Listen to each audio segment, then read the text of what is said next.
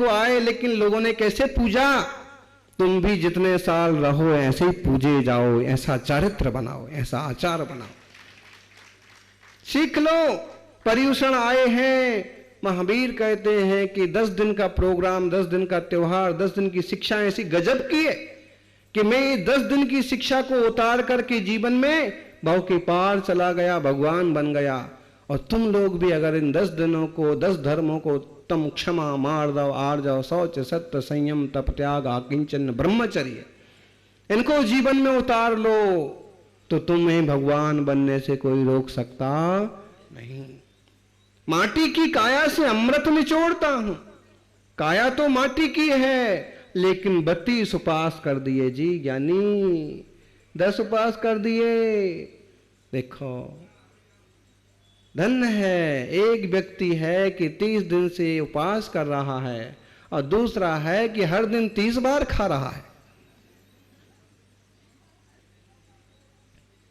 बोलो जी पाटनी जी, अभी 32 उपास के साथ और नाम जोड़ दिया इनका, तो हम तो घबरा गए।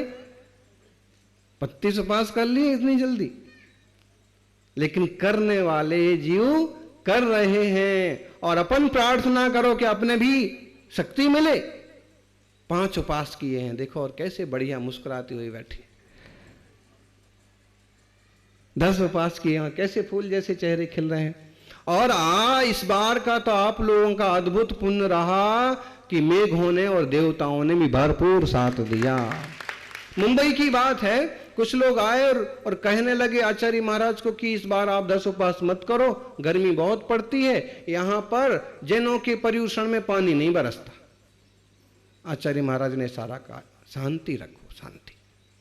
और वो तो करते ही थे, गर्मी पड़ो, आग बरसो, जैसा लोग बोलते होंगे वैसा श्रावकों ने आके सुना दिया। और कभी कभी प्रैक्टिकली हो भी जाता है कि पानी अमुक दिनों में नहीं बरसा। महाराज जी ने कहा शांति रखो। और जिस दिन से पर्युषण चालू हुए, हर रोज पानी गिरता ही गिरता, 10 दिन तक लगातार।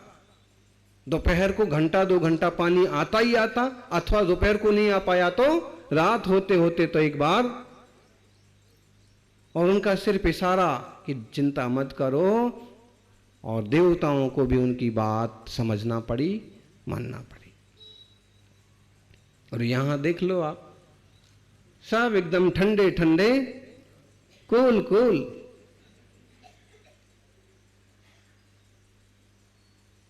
नहीं तो दूसरे तीसरे उपास में ना ताता थैया होने लगता है।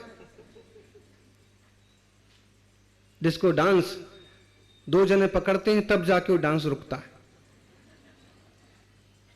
हाँ, उष्णता बढ़ती है, कमजोरी आती है, आहार पानी जाना नहीं है, तकलीफ बढ़ जाती है। हिम्मत करके कर लेते हैं, लेकिन इस बार अनुकूलता रही। और ए ज्ञानी, ए मुनि और ये धर्मात्मा श्रावक माटी की काया से अमृत निचोड़ते हैं।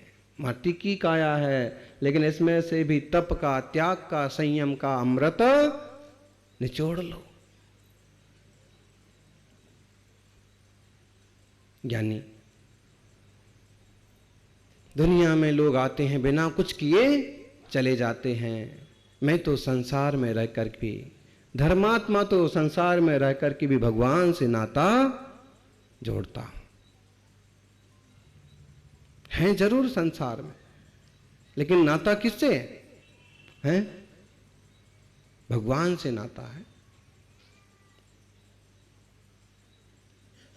छोटे गांव में रहने वाला का अभी तो बड़े लोगों से नाता हो सकता है। हमारा भी संसार में रह के भी भगवान से नाता है। आप देख लो, कुछ इस बार ऐसे लोगों ने भी उपास किए हैं कि जिनका जैनों से नाता तो नहीं है,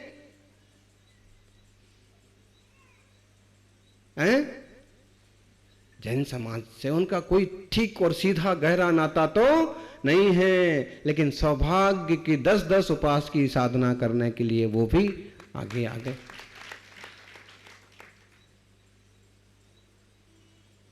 बता रहे थे हमको 3-4 लोगों ने अपने आप को इस मामले में आगे बढ़ाया।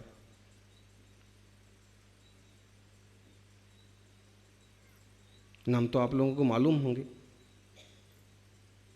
तो ये है हमारा नाता भगवान से सीधा सीधा नहीं है, लेकिन हम नाता जोड़ेंगे, नाता बनाएंगे। संसार से पार जाना है तो परमात्मा को तो जुड़ना ही पड़ेगा। ज्ञानियों,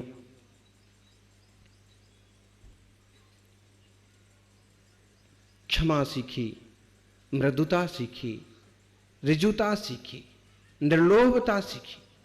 4 कसाएं गईं, 4 गुण आ गए।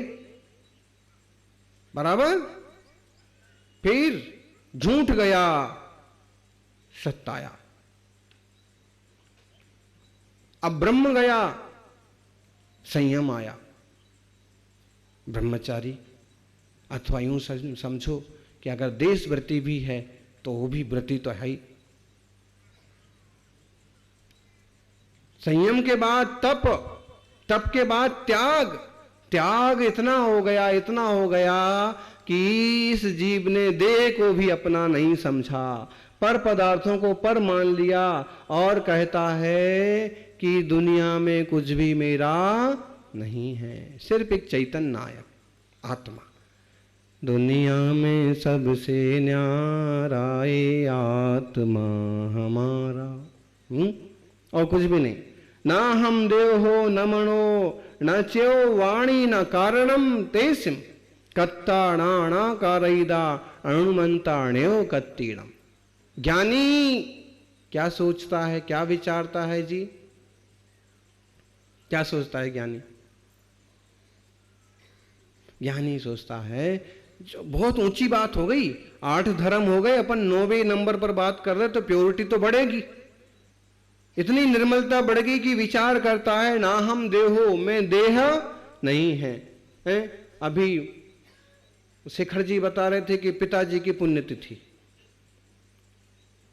देह तो वो यहीं छोड़ के गए थे, रख क्यों ले ली?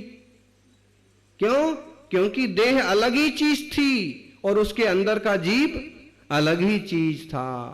वो जीव चला गया, अब देह का क्या करेंगे? फोटो तो फिर भी रखी जा सकती है और साल 6 साल 150 साल चल भी जाए, शरीर तो चौथे ही दिन काम का नहीं रह जाता। फिर तो ज्ञानी पहले ही से सोच लेता है, ना हम देहो, मैं शरीर नहीं हूं, ना देव, ना हम देहो, ना मनो, ना ये मन में हूं। मैं बहुत अच्छा सोचता हूं लेकिन इन मन में नहीं हूं। एक क्षयोपशमिक ज्ञान है, मेरा स्वभाव परिपूर्ण ज्ञान है। नच्यो वाणी, वाणी मैं नहीं हूं। अगर मैं वाणी हूं तो बोल क्यों थक जाता है, मुंह क्यों बंद हो जाता है? मुंह पकड़ लिया जाए तो आवाज क्यों नहीं निकलती? वाणी मैं नहीं हूं। ये भी रचना है पुद्गल की, जीव हिलती है इस टाइप का और आवाज बनती है। मैं वचन नहीं हूं, ना चेव वाणी ना कारणम तेसिम, मैं इनका कारण भी नहीं हूं। कत्ता नाणा कारईदा, इनका करने वाला भी नहीं हूं, अनुमोदना करने वाला भी नहीं हूं। ये पर हैं, मैं स्वाहा। समझ में आ रहा थोड़ा सा? मतलब इसकी रचना है। अब इसकी अनुमोदना हमने थोड़ी की कि सांवला शरीर मिले हैं, जिनको लाल शरीर मिला है, गोरा शरीर मिला है, उनने थोड़ी एक मेरे को ऐसा शरीर बनाओ। ये जरूर है कि जब उनने वैसा आश्रय बंध किया तब जरूर वैसा कुछ सोचा होगा, अथवा वैसे क्षेत्र में पैदा हो गए तो वैसा मिल गया। किसी ने ये थोड़ी सोचा था कि मेरा कान छोटा हो, नहीं, मेरे बाल जल्दी झड़ जाएं, सफेद पड़ जाएं। मतलब ये पुद्गल का परिणमन उसके अधीन है, हमारे जानन का परिणमन हमारे अधीन है।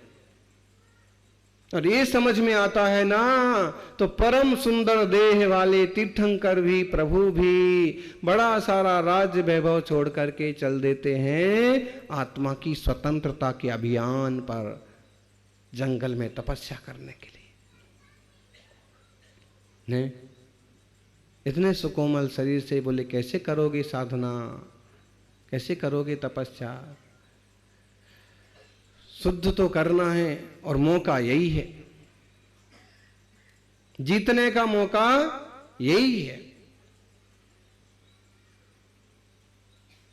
करो कोशिश तो यही समझो। और जो ऐसी भावना भाता है कि बाहर का कुछ भी मेरा नहीं है, वो सब कुछ पाता है। बाहर का सब कुछ मेरा है, किसी का कुछ होता है? किसी का कुछ हुआ है आज तक? हैं? उनने जो अच्छे संस्कार दिए हैं, समाज को जो योगदान दिए हैं, जो अच्छी बातें कही हैं, जो अच्छा लेखन किया है, जो अच्छी संतति दी है, कदाचित उसके माध्यम से तो स्मरण हो सकता है, बाकी कुछ साथ में लेके गए नहीं। इसलिए कहते हैं कि जो ऐसा ज्ञान में ले लेता है।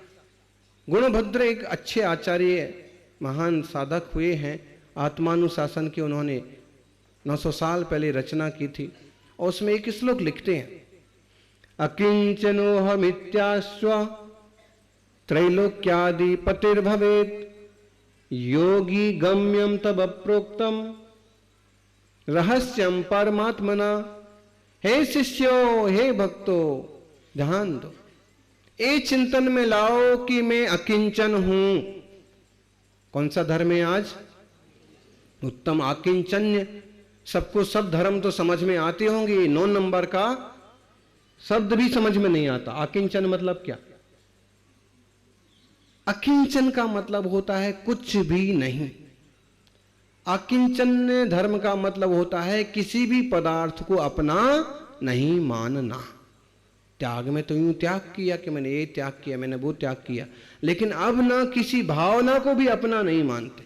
बस एक ज्ञानन स्वभाव, यह मैं हूं, अकिंचन हूं मैं, मेरा कुछ नहीं है। और जो ऐसा चिंतन करता है कि मैं अकिंचन हूं, मेरा कुछ नहीं है, कभी कहते हैं कि वह 3 लोक का स्वामी बन जाता है। क्यों? परम पवित्र होता है, भव के पार जाता है, सब कुछ बन जाता है। चाह गई, चिंता गई, मनुआ में परवाह, और जिनको कछु ना चाहिए ते साहन के साह, और जिनको सब कुछ चाहिए वे अमित शाह। बराबर? हाँ, पूरी दुनिया एक हिंदुस्तान होना चाहिए, भारत होना चाहिए, सही है। तो जिनको कछु ना चाहिए, चाह गई, चिंता गई। चाह भी नहीं है, चिंता भी नहीं है। किस चीज की चिंता कब होती है जी? बोलो नरेंद्र जी, चिंता कब होती है? जब चाह होती है, ये चाहिए, ये चाहिए, ये चाहिए।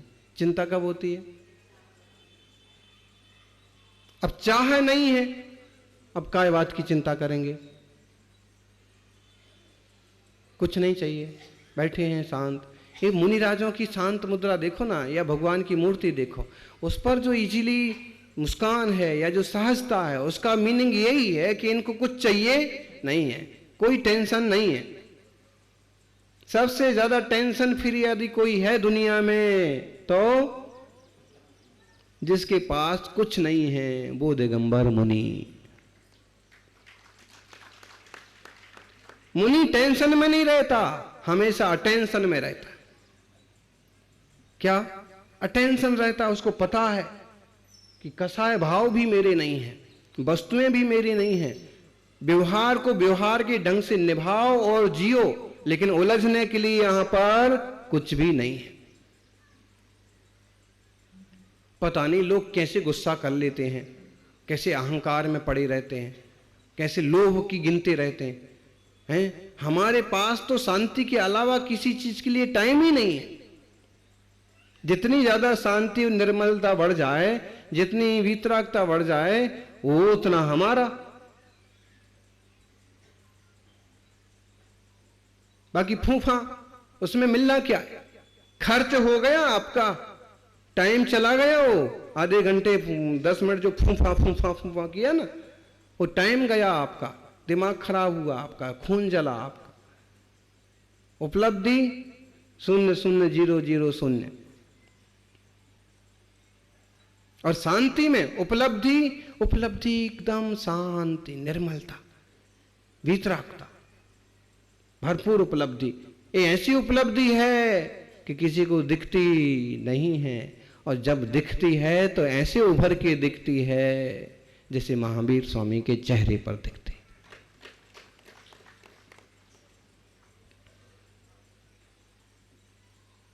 साधना हम शांति के लिए कर रहे हैं।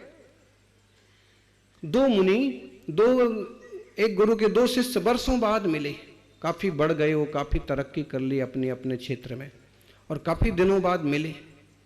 तो दोनों को पता था कि अमुक बहुत कठोर और तुनक मिजाज स्वभाव के हैं, और ये भी मालूम है कि ये जो है ये बहुत शांत सुशील है।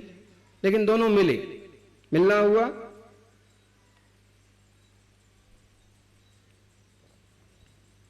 सरल स्वभावी श्रेष्ठ साधक शांत स्वभावी मुनि ने कहा, हा, क्या निखार आया है तुम में, तुम्हारी मुद्रा एकदम भगवान जैसी हो गई, तुम जैसे भगवान जैसे दिखते। इतना सुनने के बाद भी सामने वाला कहता है कि और तुम्हारी मुद्रा के लिए बताऊं? निखर रहने दो। नहीं नहीं, तुम्हारी मुद्रा है, तुम तो अभी भी एकदम गोबर गणेश हो। तुम्हारे को देख के ऐसे लगता है जैसे गोबर का ढेर हो। पहले वाले मुनि समझ गए कि इनका अभी तक भी तुनक मिजाज, इनको अभी भी खड़े हुए शिष्यों को समझ में आ गया कि इनको भगवान दिखे। जिनने भगवान की साधना की उनको भगवान दिखे, जिनने गोबर की साधना की उनको गोबर दिखा।